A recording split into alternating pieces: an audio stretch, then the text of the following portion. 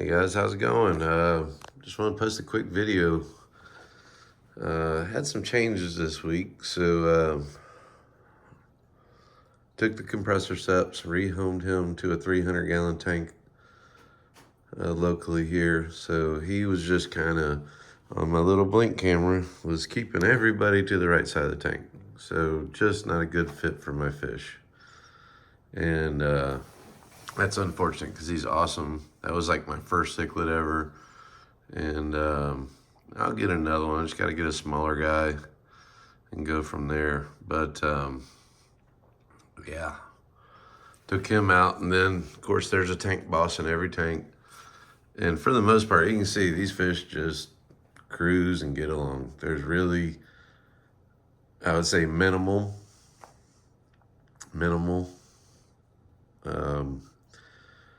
chasing around, biting fins, all that stuff. So, you know, I don't want these guys to have tore up fins and all that. They just don't look that healthy. So, my tank boss has always been a red empress, and he's about the size of that Morley eye right there. And he was the original, in the original 12 or so. So he's always been in the tank. He's always been the tank boss. When I brought in the next 9, or I think it was on my second stocking, he wasn't happy about it too much, but that settled in like 2 days. He said, hey, I'm the dominant one, yada, yada. It was all over. Yeah, it was pretty quick. This last stocking, you know, these guys were kind of big, and he was rude, mainly to the Taiwan reef here and the albino Taiwan reef back in the back here, keeping them up in the pipes. And they were like the same size fish, which is kind of crazy. Maybe even just a touch bigger. But it's the dog in the fight. Fighting the dog, whatever that goes, however that goes. So anyway, when I removed that compressor step, I just was watching my tank real close, watching what everybody's doing. And he was running that Taiwan reef, or the albino Taiwan reef, that guy. Just relentless. It was like, you know, I turn the lights on, everything's good. I watch him on my camera a couple times throughout the day while I'm at work. And, you know, I get home, he's like, he didn't do anything. I'm sitting here watching TV. I could hear the splashing going on. I'm like, yeah, something's going on. So I kind of was turned on the light and was watching him, and he kept, you know, running around. So I've got him in my 20-gallon long, the hospital tank. We'll see what happens. Some people put the little basket up there. That's just too small for that guy. He's just too big. But I'm going to isolate him for a few days. Now, usually there's a new tank boss that's going to emerge. I haven't seen it. So maybe somebody is, I don't know. I checked in on these guys. I just took them out last night. Like sitting here watching TV, I was like, that's it, fed up, setting up the 20-gallon.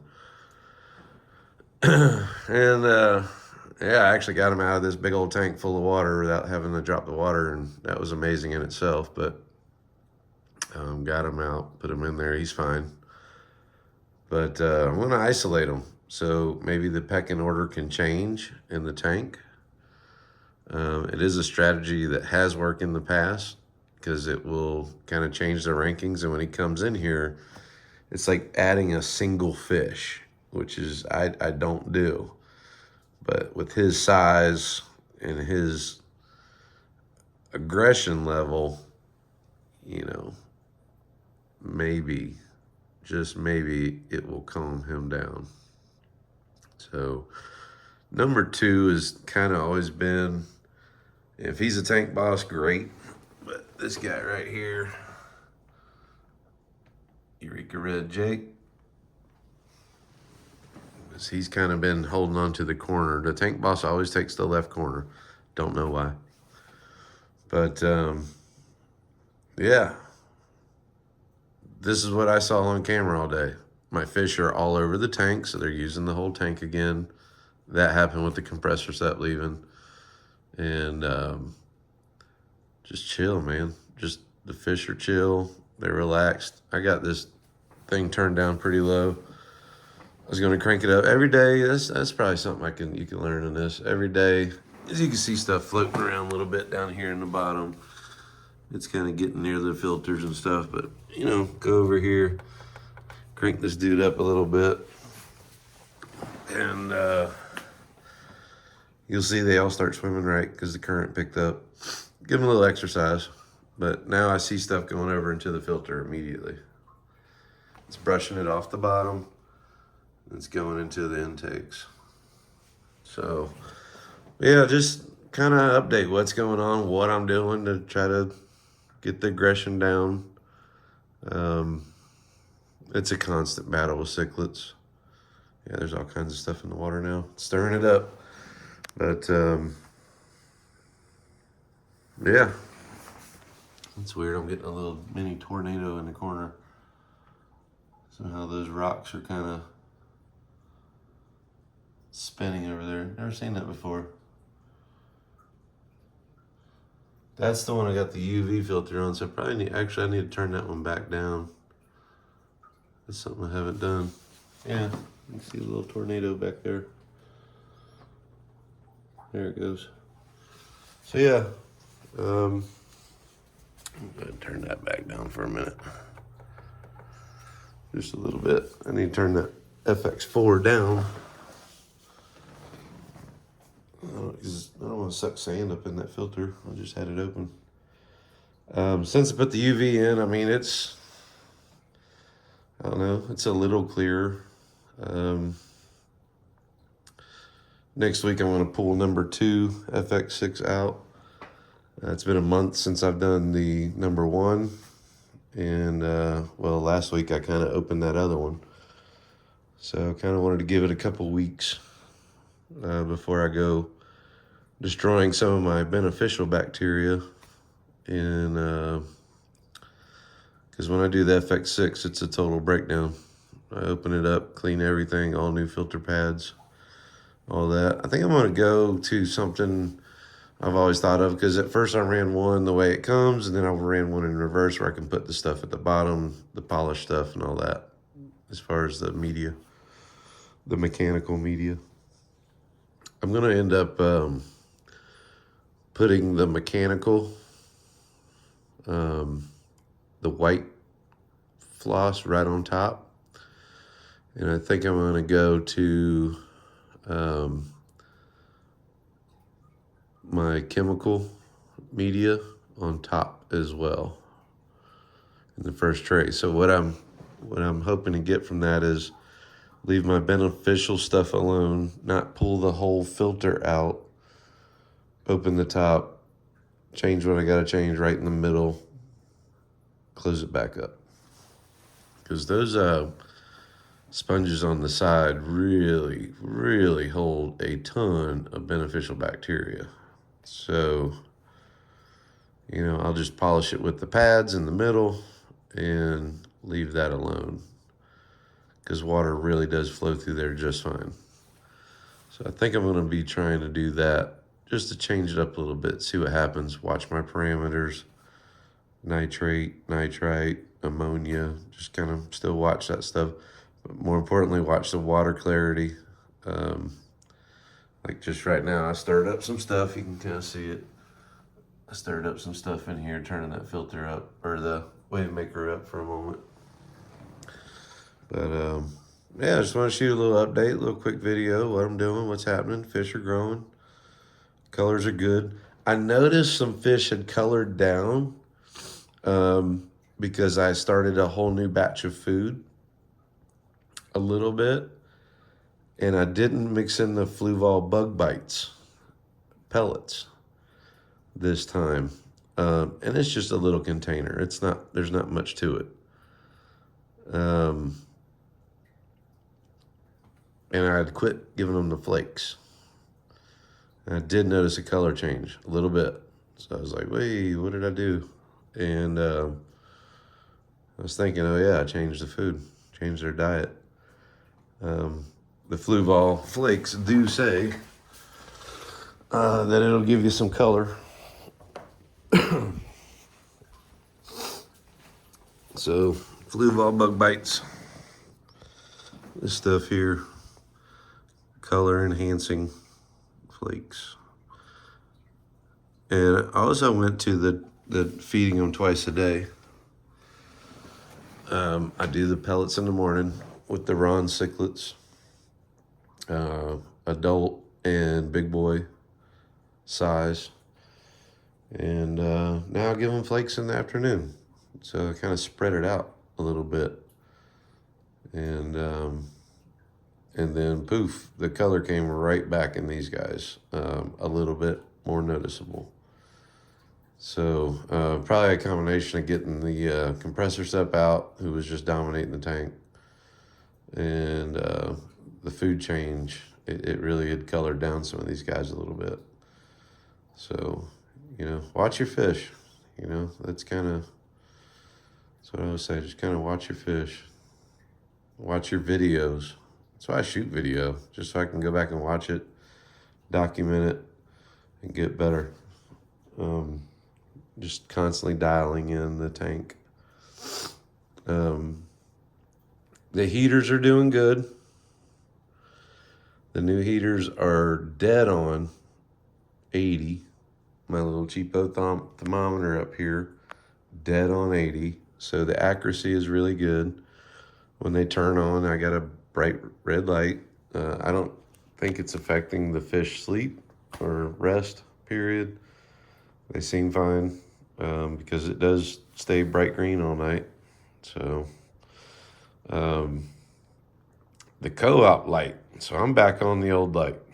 It's on here still. It's up there. I just haven't turned it on a couple days because here's what I figured out. Even on 10%, so it's not even like shocking the fish. When I turn on the aquarium co-op light, it's not so bad there. I'm gonna turn on an overhead light. Okay, you see these fish had no change. So I might have to shoot this with the iPad so I can control the aquarium light on my phone. But when I turn this light on, and go over here and turn it on, and you can see the light difference. That's good. That's fine. Well, look how clear that water is. That's just amazing. But if I go to the blue, it like tweaks these fish. I can kind of see it on some of them, like Insignius where he's hit his lip. But if I click it one more time, it goes to the blue, and that tweaks them. So I've learned to click real quick, just get it off. See, if I go blue,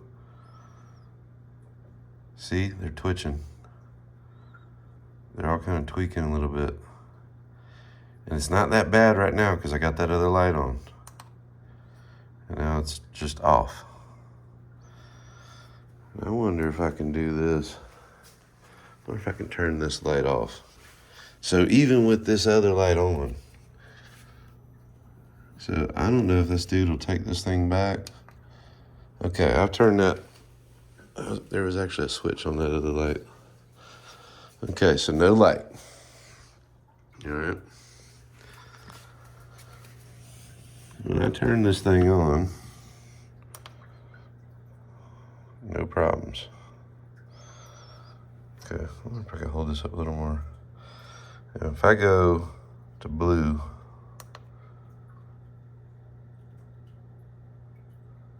it's not so bad, I think, because I got these little lights on.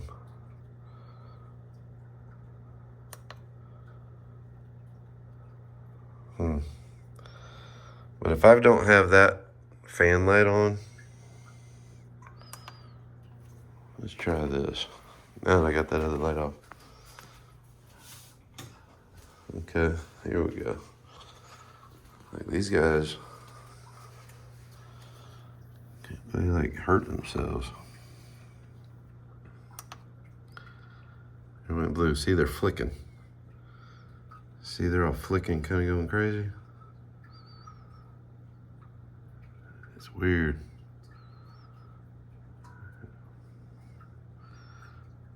This isn't so bad, maybe because I've messed with the lights here all together. But if I've got this light on and and it goes to that blue, or off, they like run into the glass and everything. It's crazy. So this light isn't for my tank. It will just be an opinion. Because you saw it when I hit the blue, even with the other one on, they still kind of started tweaking a little bit. But when it's just been this for a while, and say I just have a light on in the kitchen and stuff and I can see them, and I turn that light off, they're like, I don't know if they're blinded or what, they're just like running into stuff. So they don't do that with the other light. So I'm sure there's something to that that's not right. And I'm going to see if I can take the light back. I hate to even do that because it's my local fish store. Just tell them, like, dude, this is what happens. This isn't for me. But that's where I'm at with the aquarium co-op light, and it says for plants. So I don't know. I don't know. So lights do make a difference. They are all different. So just want to shoot a quick video, and this is a little bit longer. I usually try to keep it 10 minutes, but kind of talking about some stuff that I'm going through right now, and hopefully this helps. So it looks like, again, I will be searching for another light. I was looking at an Aqua Sky. I think it's Fluval makes it. So this light's just been a disappointment, in my opinion, for my tank, my application. I'm sure if I was growing plants, it would be amazing. But when your fish like fight club themselves into the glass because you turn the light off, it's not for me. So that's my experience in my tank, in my species of fish, and whatever you want to say, my parameters. It's just not working for me. It might work for you. It probably works for 100 other people. But this is just my opinion. So that's on 10. That light can get a whole lot brighter. I don't really want to know what that would do. If I go just like turn it off. I don't know.